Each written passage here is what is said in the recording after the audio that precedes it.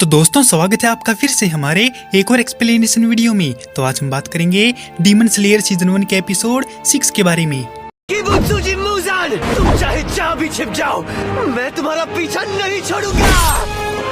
पिछले एपिसोड में हमने देखा था कि फाइनल सिलेक्शन में पास होकर जब तांजीरो घर आता है तो मास्टर उसे देखकर खुश होते हैं और हागा नेजुका नाम का आदमी तांजीरो के लिए तलवार लाता है, जिसे पकड़ते ही उसका रंग काला हो जाता है और तांजीरो को पहला मिशन मिलता है जहां उसे लड़कियां उठाने वाले डीमन को मारना है। अपनी यूनिफॉर्म पहनने के बाद तांजीरो डीमन स्लेयर कोर के मेंबर के रूप में अपने पहले मिशन के लिए तैयार होता है। साकुंजी उसे बताता है कि उसकी यूनिफॉर्म एक स्पेशल फाइबर से बनी है जो ना तो गीली होगी और ना ही जलेगी, और तो और कोई याम डीमन इसे फाड़ भी नहीं पाएगा। उसकी कटाना के बारे में बात करते हुए मास्टर ने बताया कि काला रंग बहुत ही रेयर है और इस रंग वाले डीमन स्लेयर ज्यादा आगे तक नहीं जा पाते, जिस पर तांजीरो ने कहा कि उसको रैंक बढ़ाकर क्या करना है, वो तो बस अपनी बहन को ठीक करना चाहता है। मास्टर साकुंजी उसे दिन के समय नेजू को ले जाने के लिए एक नया बॉक्स भी देता है जो काफी हल्की लकड़ी से बना है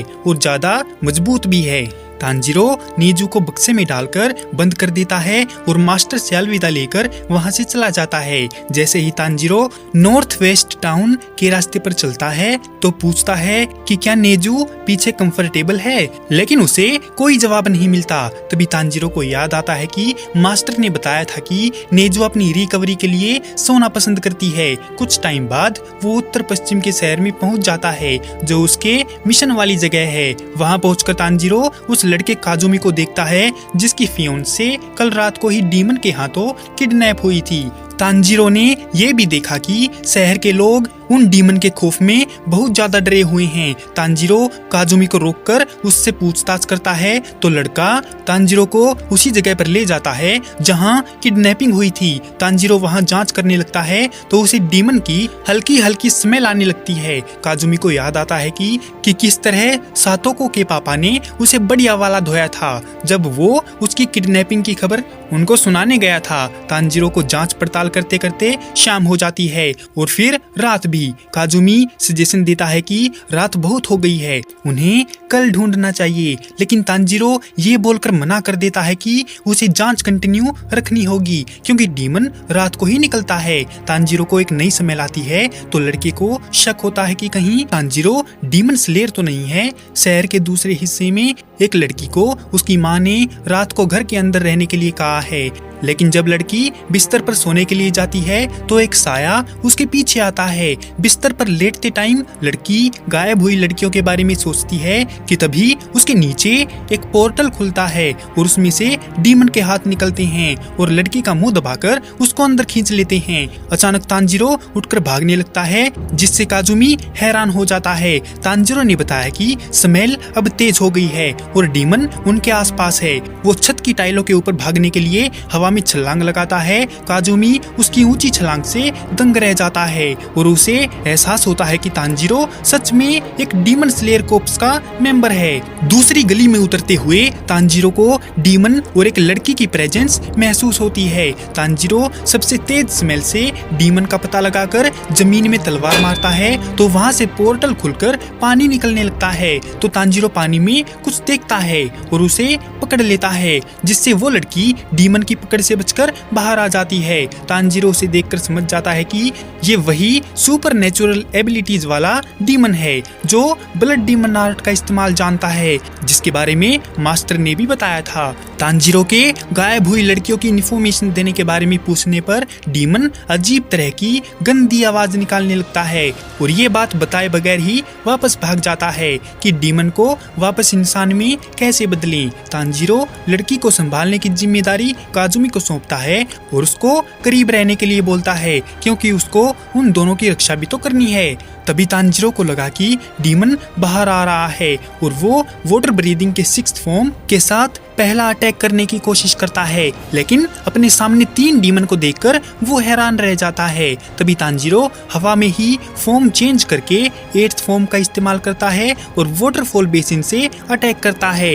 एक फ्लैशबैक में मास्टर ने तांजीरो को बताया था कि पूरी दुनिया में सिर्फ एक ही ऐसा डीमन है जो इंसानों को डीमन में बदलने की काबिलियत रखता है। वो कई 100 सालों पहले बनने वाला पहला डीमन था और मास्टर को लगता है कि उसी ने ही नेजू को भी डीमन बनाया होगा और वही उसका इलाज जानता है, जिसका नाम किबुत्सुजी मुजान है।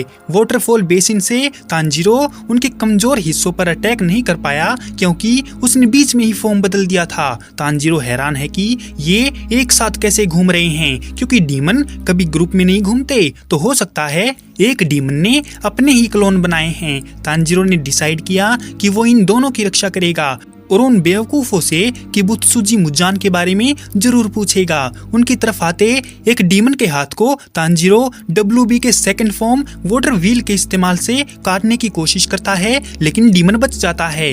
डीमन तांजीरो को उसके रास्ते से हटाने के लिए बोलता है, क्योंकि अगर ज्यादा देर हुई तो लड़की बासी हो जाएगी और उसके खाने लायक नहीं रहेगी। लड़की अभी 16 साल की है, इसीलिए वो खाने में स्वादिष्ट है। तभी पीछे से एक और डीमन निकल कर आता है और कहता है, अगर वो इस लड़की को नहीं भी खाएंगे तो घंटा फर्क नहीं पड़ेगा, क्योंकि वो पहले से ही काफी लड़कियां खा चुके हैं और पेट भर चुका है। फिर पहले वाला डीमन बोला कि उसे वो लड़की खानी है क्योंकि वो अभी भी भूखा है। काजुमी अपनी फियोंसे के बारे में पूछता है तो वो सभी डीमन उनको घेर लेते हैं और उनमें से एक सभी खाई हुई लड़कियों की निशानियां दिखाता है, जिसमें लड़का सातोको वाले रिबन को पहचान लेता है। सभी डीमन गायब हो जाते हैं और तांजीरो पर अटैक करने के लिए एक साइड से निकलता है, तो तांजीरो उसका हाथ काटने की कोशिश करता है और दीवार से आते हुए अटैक से बचते हुए पीछे हट जाता है। लेकिन पीछे से एक और डीमन तांजीरो की आंख फोड़ने ही वाला था कि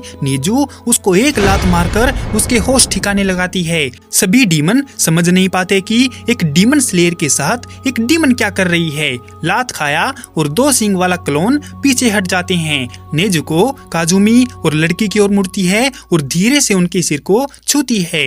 वो उनमें अपने भाई टेको और हानाको को उनके अंदर देखती है, जबकि तांजीरो शुरू में उसकी हरकत से हैरान होता है। उसे याद आता है कि साकुंजी ने उस पर जादू टोना किया था कि आज के बाद सभी इंसान उसकी फैमिली है और जो कोई भी उसकी फैमिली यानी इंसानों को चोट पहुंचाएगा तो नेजू को उनको नहीं छोड़ना है। तभी नेजू क्लोन्स की ओर भागती है और अटैक करने के लिए अपना पैर उठाती है। इसी के साथ ये एपिसोड यहीं पर खत्म हो जाता है। तो दोस्तों, कैसे लगे आपको डीमन स्लेयर सीजन 1 के एपिसोड 6 की ये एक्सप्लेनेशन वीडियो? अगर आपको ये वीडियो पसंद आई हो तो इस वीडियो को लाइक और हमारे चैनल को सब्सक्राइब जरूर करें। आपका हमारी वीडियो देखने के लिए बहुत बहुत धन्यवाद और शुक्रिया।